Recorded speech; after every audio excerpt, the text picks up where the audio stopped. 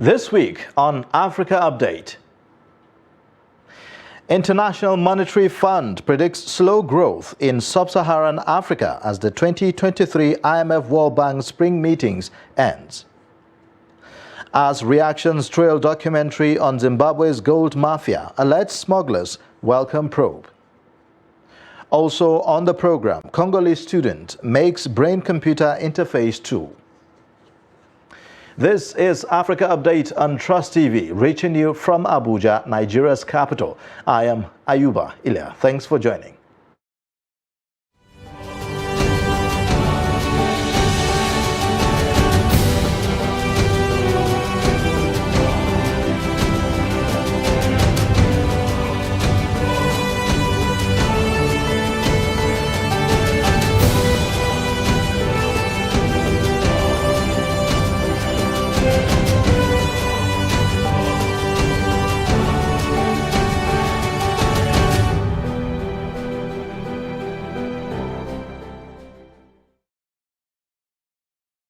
Now, the International Monetary Fund has predicted that growth in sub-Saharan Africa in 2023 is expected to slow to 3.6% as the region is shackled by a big funding squeeze tied to the drying up of aid and access to private finance that will hit the region. It, however, anticipated a rebound in growth to 4.2% in 2024. The predictions were contained in the Sub-Saharan Africa Regional Economic Outlook released by the Director, African Department of the IMF, Abebe Emro Selassie, in Washington, D.C. on the sidelines of the 2023 spring meetings organized by the IMF and World Bank.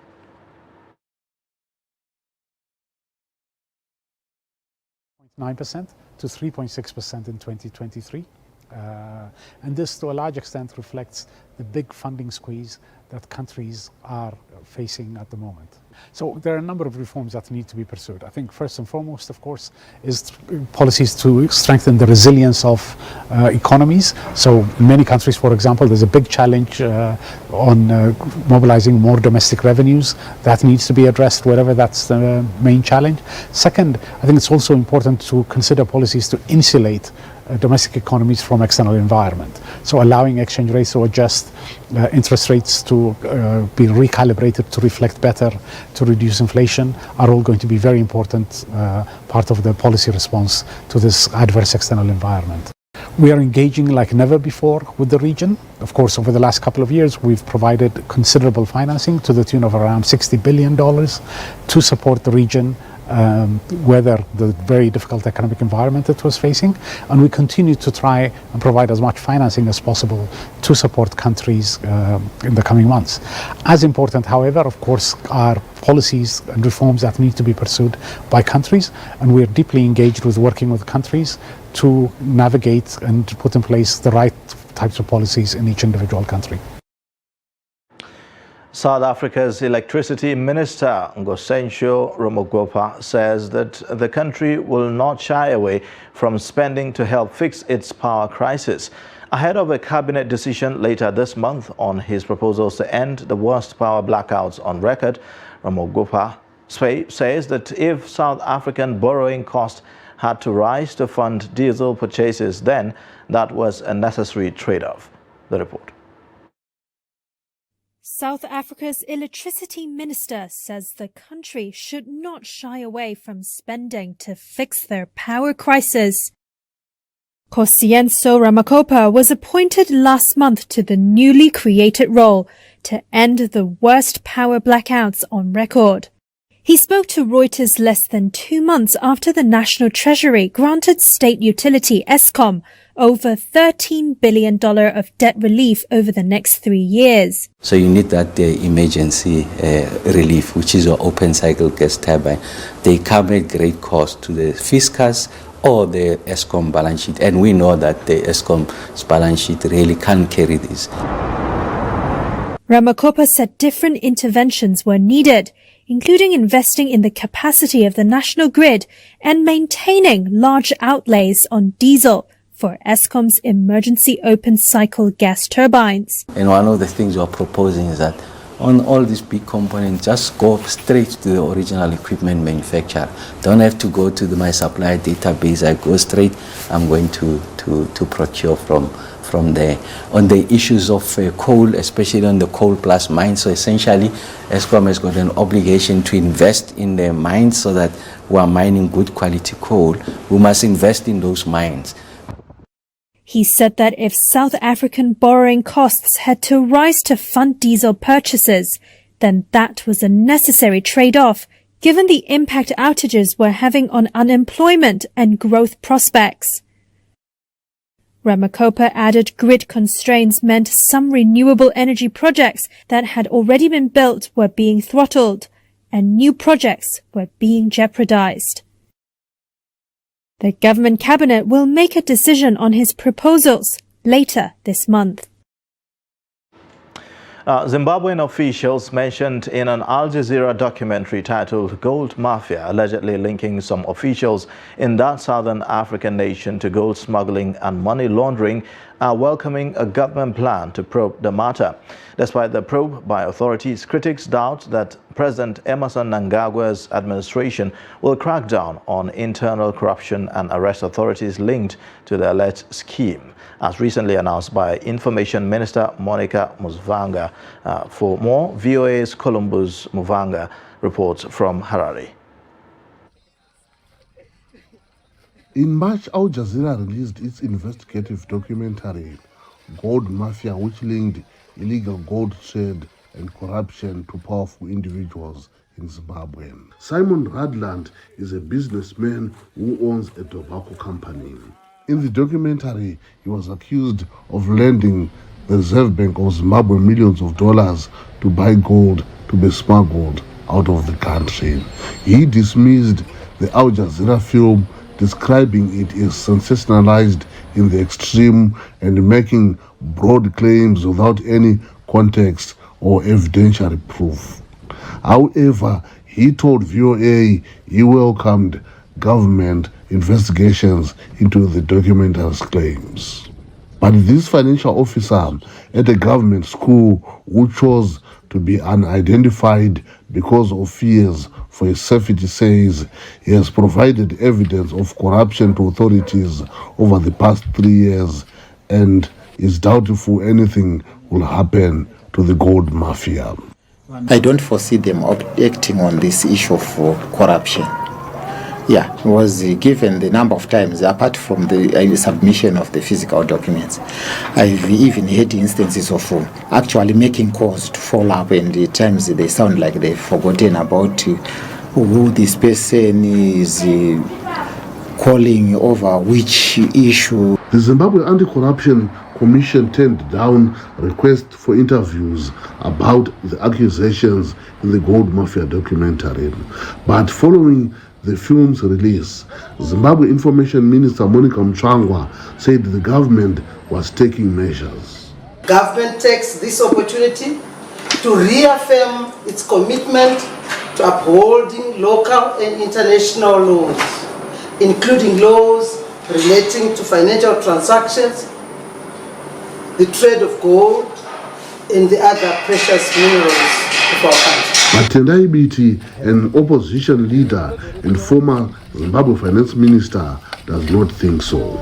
The Zimbabwe Anti-Corruption Commission has spent millions, about $33 million in the last year alone, on corruption, but there's been no prosecution, there has been no investigation.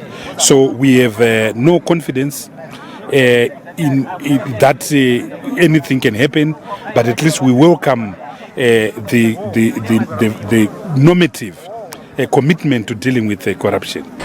The Zimbabwean government has long been accused of ignoring corruption associated with senior officials from the ruling ZANU-PF party. Critics say that explains why the country's economy is in doldrums. Time now for a quick break. Africa Update returns shortly.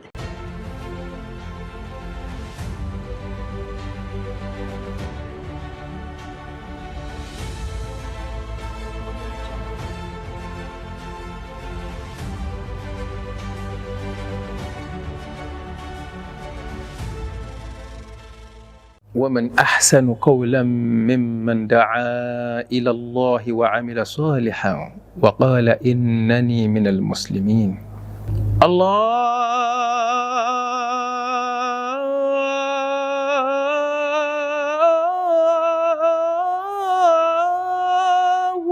أكبر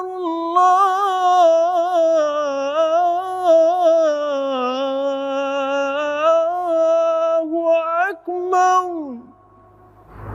الله أكبر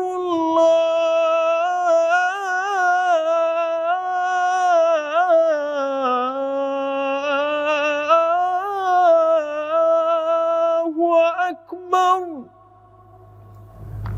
أشهد أن لا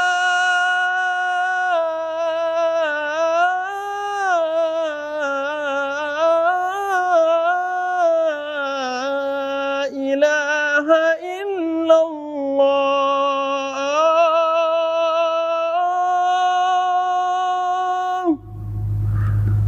أشهد أن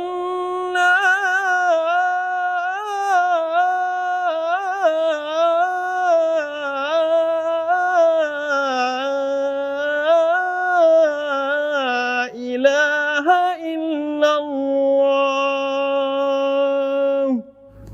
أشهد أن محمدا رسول الله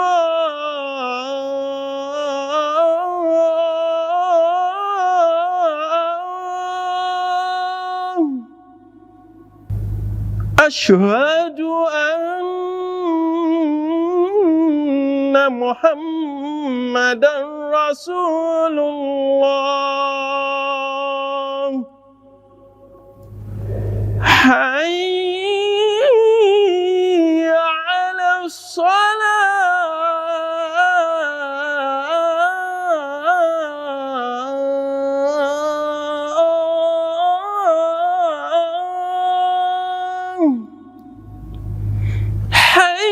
حي على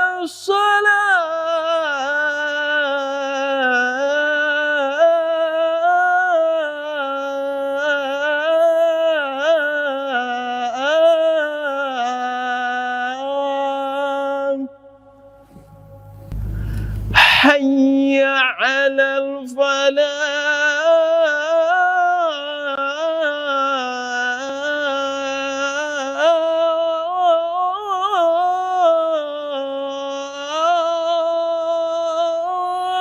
الفلاح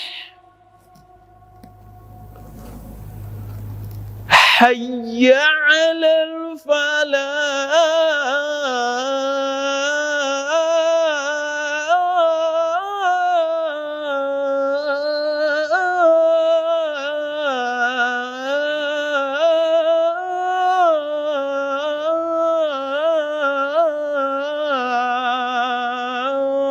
الفلاح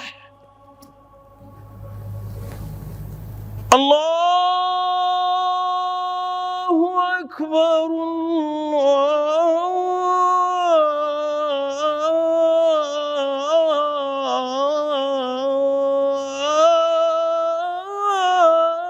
الله أكبر لا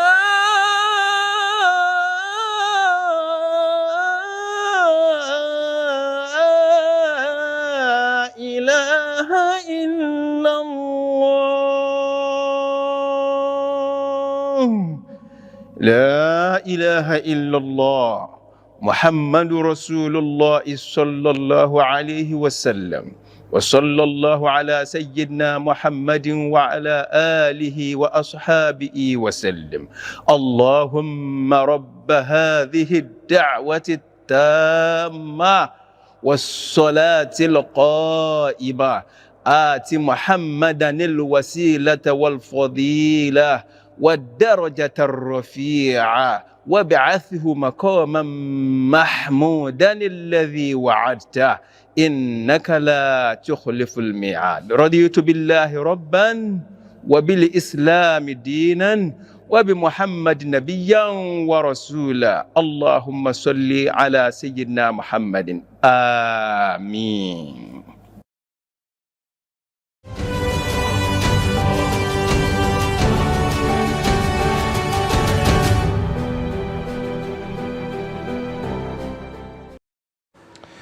Welcome back from that break. Now, Muslims in South Africa are observing the holy month of Ramadan with prayer, fasting and reaching out to people in less privileged communities for assistance.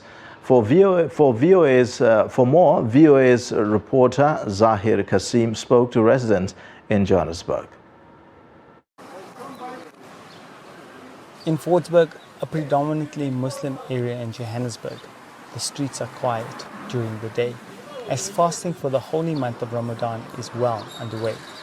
But Imam Shanil Kasim, principal of a school for underprivileged children in Cape Town, is hard at work.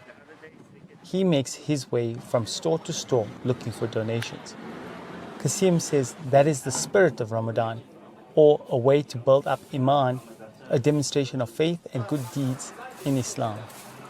Ramadan is a blessing for us, you know. It's not about starving ourselves.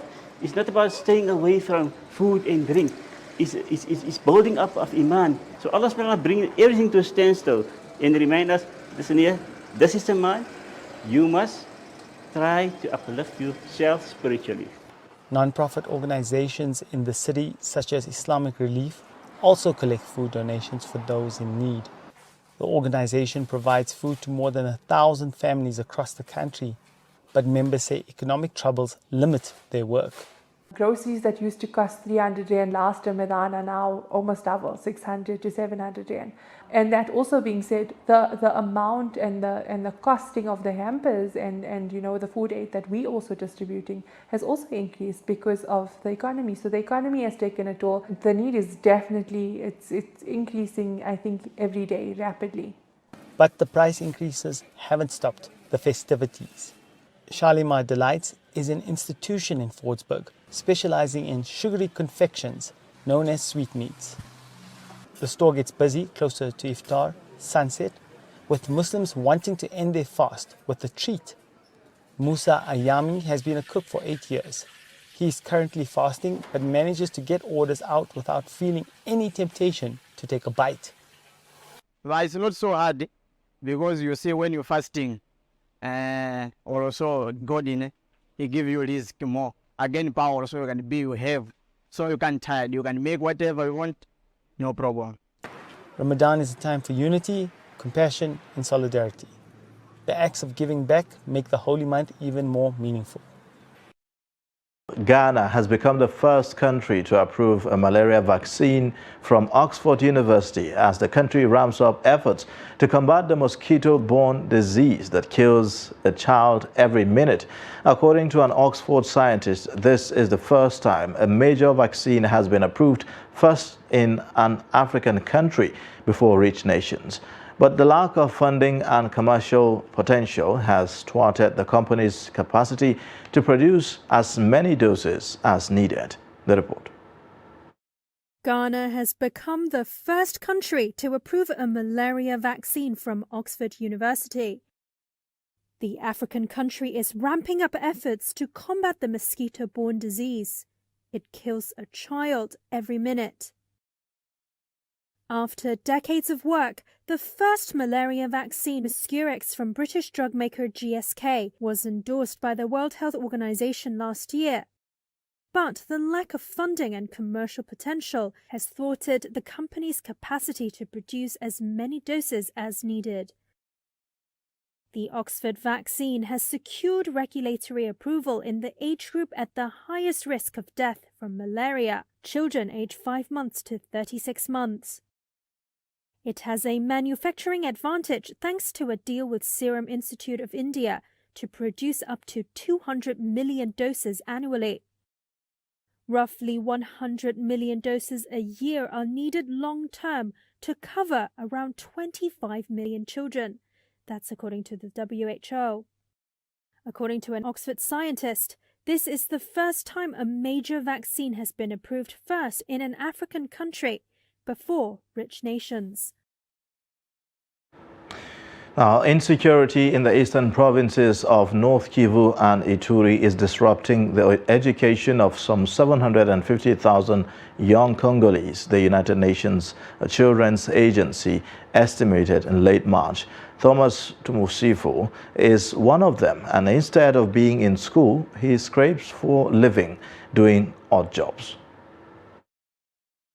Thomas Tumusifu Birajaya is supposed to be studying for his final school exams. But instead, he scrapes a living doing odd jobs in a displaced people's camp in Eastern Democratic Republic of Congo. He fled the town of Kibumba with his family in October during a renewed offensive by the M23 rebel group. This is the third time in 15 years he has been forced to escape his home and has not been able to study for a whole year. He is now 22 and still waiting to complete school. When I'm in the camp and I see students from Goma in their final year like me, it hurts my heart because I can't continue my studies because of the war. When I see them passing by and others doing their internships, it really hurts my heart. I wonder, when will I finish my studies? The years are passing by.